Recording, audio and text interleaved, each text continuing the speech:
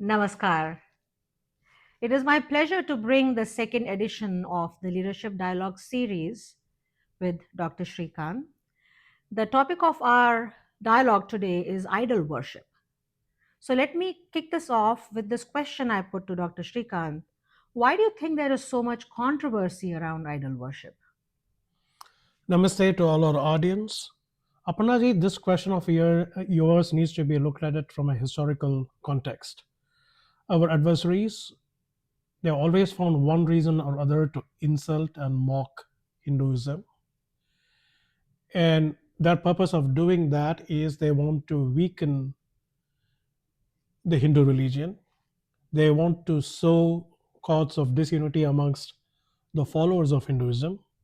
What is their eventual objective? Because they want to control and subjugate the Hindu religion. So I see this controversy over idol worship as yet another tool of theirs to achieve their objectives, which is to control and subjugate us, or subjugate Hinduism. So Apanachi, what do you think, if you can share some light around your thoughts behind this controversy? Absolutely. So I would actually take it slightly beyond Hinduism because there were a lot of religions and ways of worshipping the God Almighty in whichever form we saw prior to the systematic religions. And those were often called very derogatorily paganisms. And they were all really around idol worship in one form or another, seeing the God and the power in which we see the God in various physical forms. So that's really what the religions of the more recent millennia have tried to attack, and as you said, to control, expand, and subjugate.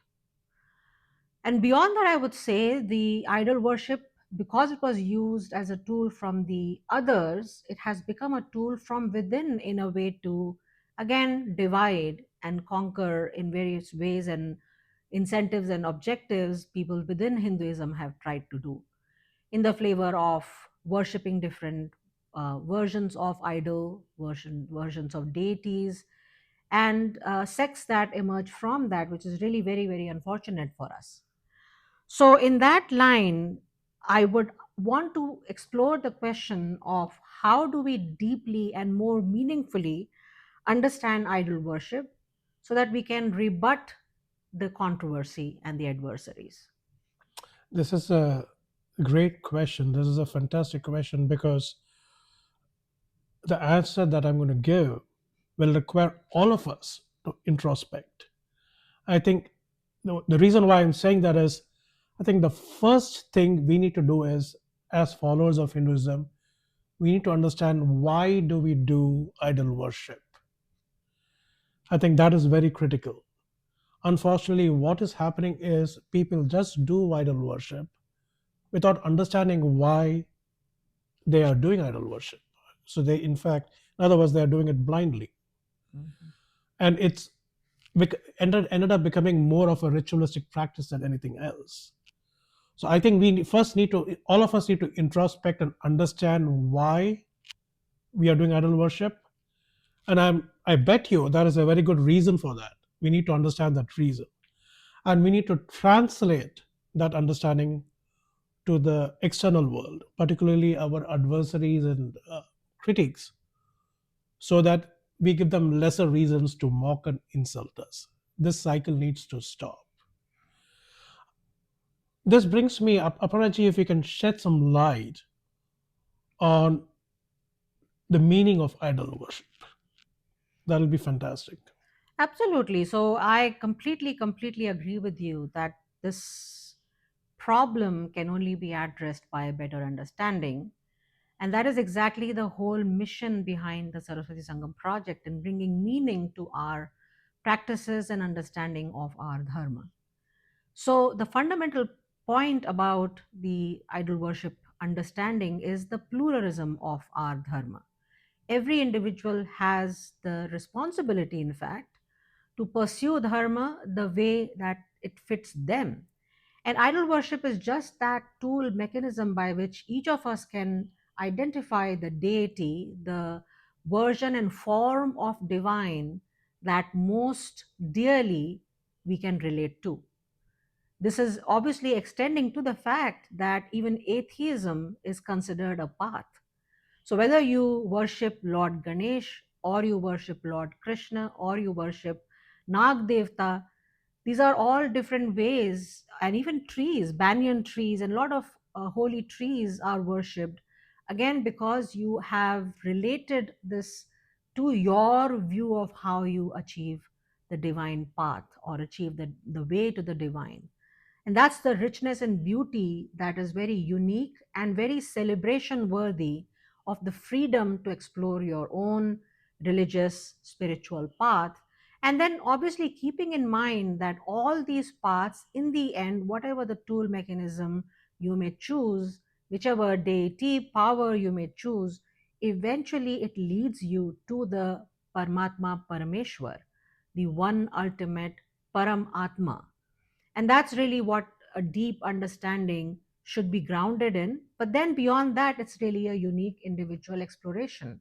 And that's something we have to propagate in sharing with the world the amazing degree of variety, plurality, as well as freedom Hindu Sanatana Dharma offers, that the world can appreciate and follow and enrich themselves individually and collectively.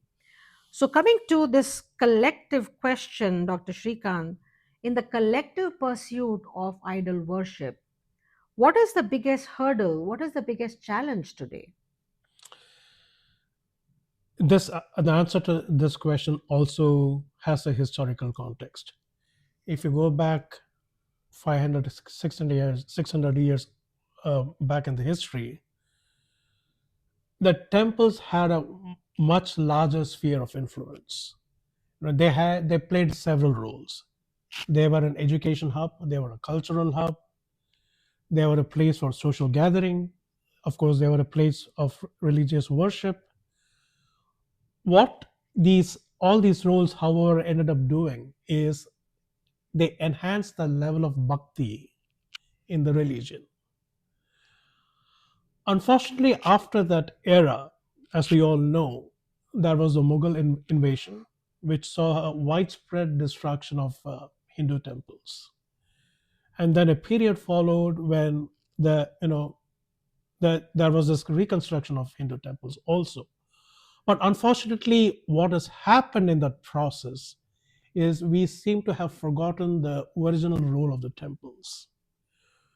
Unfortunately, today we look at them only as places of worship or places of ritualistic practices. Mhm.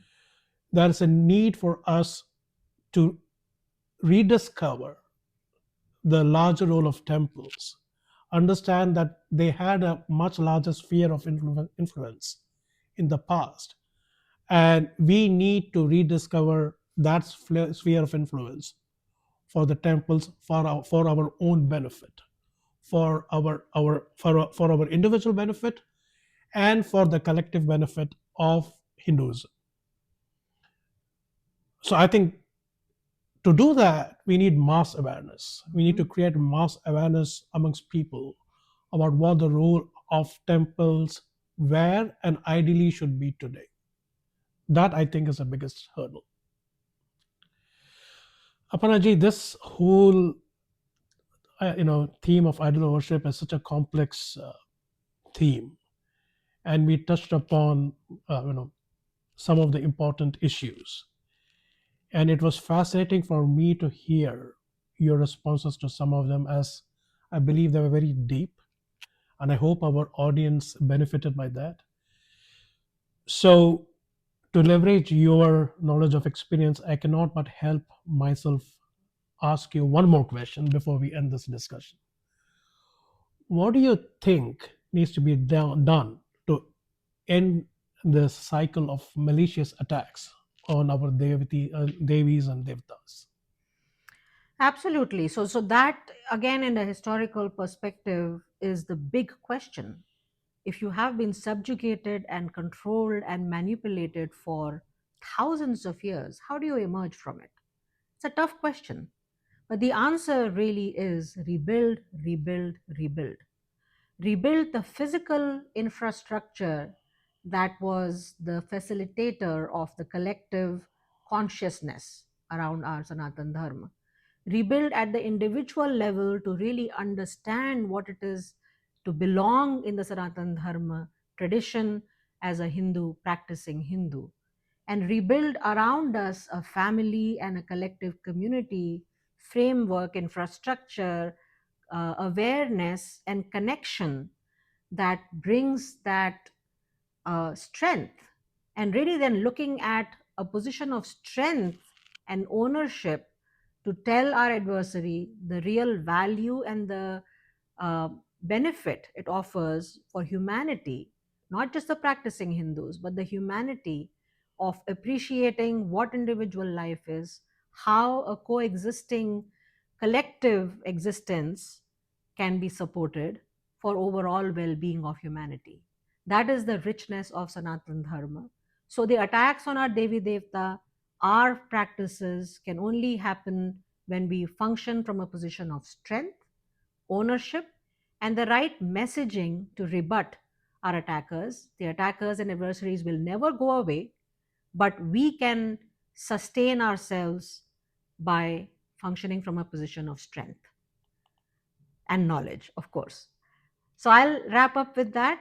Thank you so much, Dr. Shrikant, for a wonderful conversation on a very important topic. Clearly, we've only touched the surface, but touching the surface is a beginning. And I'm very grateful for having this conversation with you. Please listen to our other content and please connect with us. And most importantly, please follow us and support us as best as you can. We will join again with another interesting topic for the next leadership dialogue. Namaskar. Thank you for watching us, and namaskar.